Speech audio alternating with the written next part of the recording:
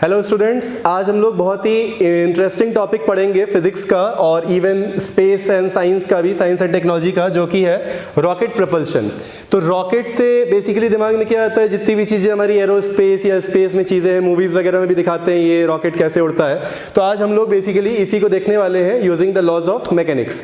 तो हमारा सबसे पहले रॉकेट जो प्रपल्शन कर रहा है उसका प्रिंसिपल क्या है, law of conservation of linear momentum, short में LCLM लिखा हुआ है। तो ये law of conservation of linear momentum अपना क्या होता है, जैसे मान लो हमारे पास दो बॉडीज है, एक का मास m1 है और एक का मास m2 है, और दोनों मान लो कुछ ना कुछ वेलोसिटी से चल रही है। m1 वाला जो मास है वो u1 वेलोसिटी से चल रहा है और जो m2 वाला मास है वो u2 वेलोसिटी से चल रहा है, और ये m1 वाला मास m2 वाले मास का पीछा कर रहा है। तो जैसे ही ये इसको पीछे से टक्कर मारेगा, कोलाइड करेगा, तो इन दोनों के बीच में क्या होगा, कुछ ना कुछ फोर्स एक्सचेंज होगा। तो फर्स्ट वाली बॉडी सेकंड वाले को मारेगी, तो अब सेकंड वाला शरीफ तो है नहीं, ये भी फर्स्ट वाले को कुछ ना कुछ रिएक्शन देगा।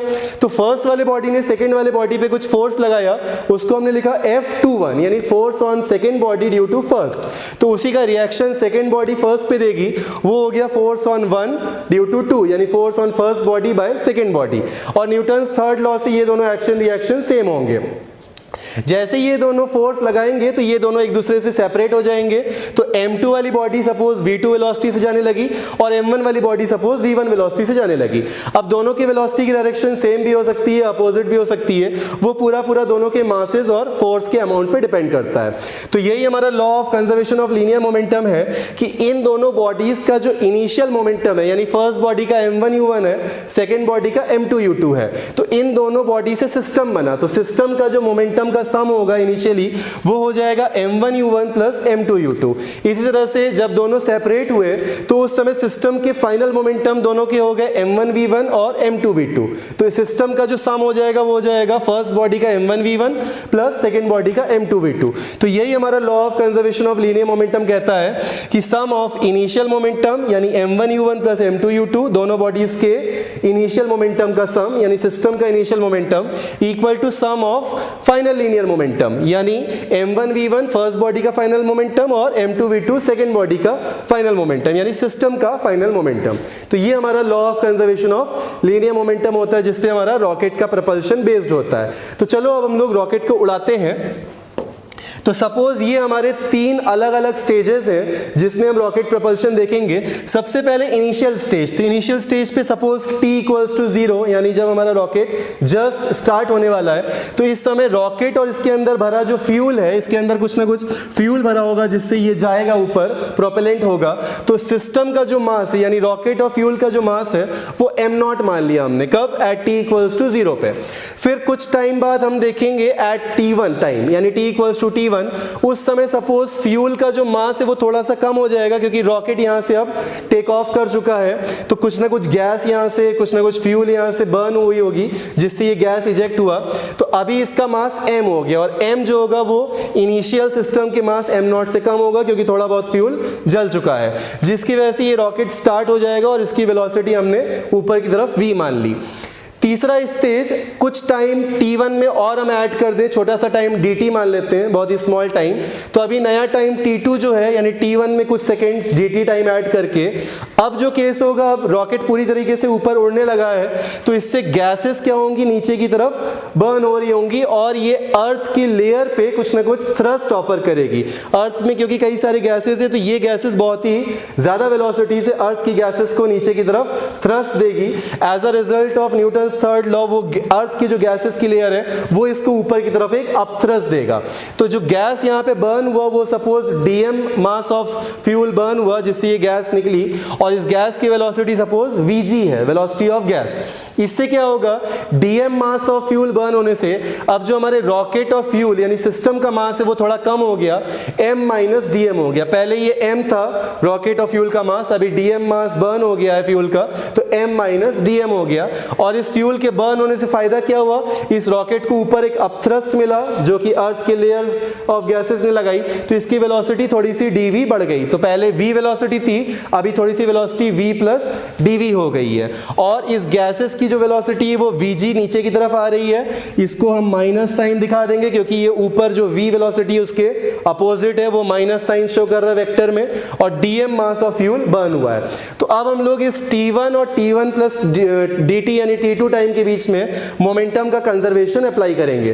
तो सबसे पहले t1 टाइम पे देखते हैं। तो t1 टाइम पे by using law of conservation of linear momentum या principle of conservation of linear momentum, initial momentum जो होगा इस सिस्टम का, रॉकेट के सिस्टम का मास m है और v वेलोसिटी से ये जा रहा है, तो इनिशियल मोमेंटम हो गया mv। After t1 plus dt time यानी t2 टाइम, यहाँ पे इसका जो नया मास हो गया सिस्टम का वो m माइनस dm, और जो इसकी नई वेलोसिटी ऊपर की तरफ है वो v प्लस dv। तो यानी रॉकेट के सिस्टम का मास हो गया m minus dm into v plus dv, ये इसका लीनियर मोमेंटम हो गया। और जो गैसेस निकल रही हैं ये भी कुछ ना कुछ मोमेंटम पे पोजेस कर रही हैं, तो गैसेस का मास हमने dm मान लिया जो कि फ्यूल के बर्न होने से आया है, और गैस जिस वेलोसिटी से इजेक्ट हो रही है उसको हमने vg माना था, और अपोजिट डायरेक्शन में है तो माइनस vg हो गया। अब इस इक्वेशन को हम लोग सॉल्व करेंगे, तो m को पहले v के साथ मल्टीप्लाई करेंगे, फिर m को dv के साथ, फिर dm को v के साथ, फिर dm को dv के साथ, और फिर इस dm और vg का प्रोडक्ट। तो इससे हमारे पास क्या आ जाएगा इक्वेशन, इधर mv था, इधर mv plus mdv minus dm into v minus dm into dv, और लास्ट में जो गैस का था वो माइनस dm इंटू vg। तो mv और mv इधर सब्ट्रैक्ट होके जीरो हो जाएंगे। ये dm मास बहुत ही स्मॉल वैल्यू है और ये dv वेलोसिटी भी बहुत स्मॉल है, और दो स्मॉल वैल्यूज का प्रोडक्ट और स्मॉल हो जाएगा, तो ऑलमोस्ट ये हमारा जीरो हो गया। तो अभी अपने पास क्या बचा, यहाँ से mdv बचा, और बाकी जो ट्रांसफर टर्म्स है उसको हम राइट साइड में ले गए, तो इधर अपने पास mdv हो गया, और ये वाला जो dv, इधर वाला जो dm और उधर वाला dm है ये लेफ्ट साइड में आ गया, dm कॉमन ले लिया, तो अपने पास क्या बचा, यहाँ से dm के साथ v है और यहाँ dm के पास vg है, तो dm कॉमन लेके क्या बच रहा है, v प्लस vg। अब v प्लस vg क्या चीज है, तो रॉकेट हमारा ऊपर की तरफ उड़ रहा है v वेलोसिटी से, और गैसेस नीचे की तरफ इजेक्ट हो रही है vg वेलोसिटी से, अपोजिट डायरेक्शन इसलिए माइनस vg।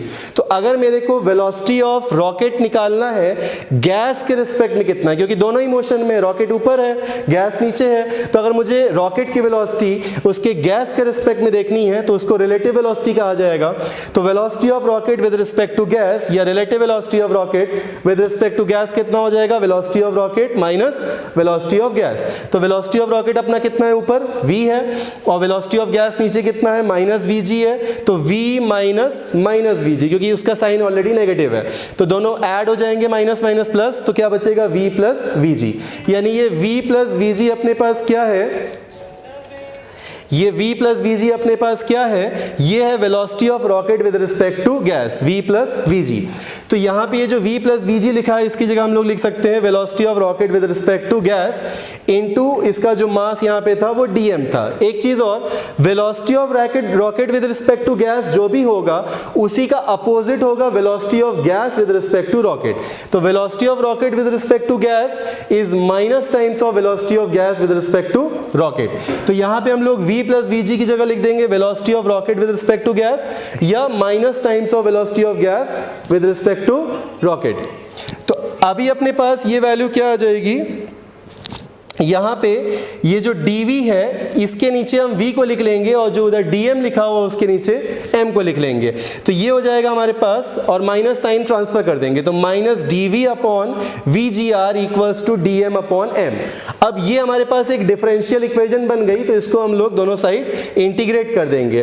तो dm अपॉन m यानी dx अपॉन x का जो इंटीग्रेशन होता है वो log x होता है, और इधर जो नीचे vgr लिखा है velocity of gas with respect to rocket, ये कांस्टेंट वैल्यू है, क्योंकि हर रॉकेट के अंदर गैस को थ्रो करने की जो पावर है वो फिक्स होती है, कांस्टेंट होती है, इसीलिए velocity of gas with respect to rocket या velocity of rocket with respect to gas हमेशा कांस्टेंट है। तो ये बाहर आ जाएगा कांस्टेंट से, और इंटीग्रेट करके अपने पास dv का इंटीग्रेशन v आ गया, और उधर अपना log m आ जाएगा dm अपॉन m का इंटीग्रेशन, और लिमिट उसकी क्या थी, इनिशियल सिस्टम का मास m0 से लेके अपर लिमिट फाइनल सिस्टम का मास किसी इंस्टेंट पे m, और वेलोसिटी की लिमिट लिमिट 0 से v थी तो वो v ही हो जाएगी, और जब हम यहाँ पे लिमिट पुट करेंगे तो ये हो जाएगा हमारे पास upper limit log m minus lower limit log m naught. अब अगर हम माइनस से दोनों तरफ मल्टीप्लाई कर दें तो ये माइनस प्लस हो जाएगा, तो v upon velocity of gas with respect to rocket, और ये रिवर्स हो जाएगा माइनस, तो ये log m not minus log m हो जाएगा। और मैथ्स में log a minus log b होता है log a अपॉन b, तो हमारा ये हो जाएगा log m not upon m। अब अगर हम क्या करें, m अपॉन m नॉट लिखना चाहें, पहले तो हमने m नॉट अपॉन m लिखा है, और अगर हम m अपॉन m नॉट के फॉर्म में लिखना चाहेंगे तो ये रेसिप्रोकल हो गया, तो यहाँ पे वो माइनस साइन आ जाएगा, तो log m अपॉन m नॉट यहाँ पे हो जाएगा minus v upon V G R. और अब इस इक्वेशन का अगर हम लोग एंटी लॉग ले लें तो m equals to m naught exponential raise to the power minus v upon V G R. तो ये हमारा रिजल्ट आ जाता है। तो ये रिजल्ट क्या शो कर रहा है कि जैसे जैसे यहाँ से ये v की वैल्यू बढ़ेगी, इस एक्सपोनेंशियल की पावर नेगेटिव में बढ़ेगी, यानी ये m कम होने लगेगा। तो इसी को अगर हम ग्राफिकली रिप्रेजेंट करना चाहें तो ये हमने y एक्सिस पे मास को प्लॉट कर लिया, सिस्टम के मास को, और यहाँ पे सिस्टम की वेलोसिटी। तो इनिशियली जब रॉकेट की वेलोसिटी 0 थी तो उसका मास सिस्टम का m नॉट था, और जैसे जैसे फ्यूल का कंबशन हो रहा है, मास कम होता जा रहा है, सिस्टम की वेलोसिटी बढ़ती जा रही है, और एक टाइम बाद ऐसा आएगा कि फ्यूल पूरा जो है हमारा यूज हो चुका होगा और रॉकेट मैक्सिमम वेलोसिटी गेन कर लेगा। और जब रॉकेट मैक्सिमम वेलोसिटी गेन कर लेगा तो वो अर्थ के ग्रेविटेशनल पुल को क्रॉस करके बाहर निकल जाएगा, और जहां भी रॉकेट को भेजना होगा वो स्पेस में चला जाएगा। तो इस तरह से अपना रॉकेट उड़ता है। Thank you.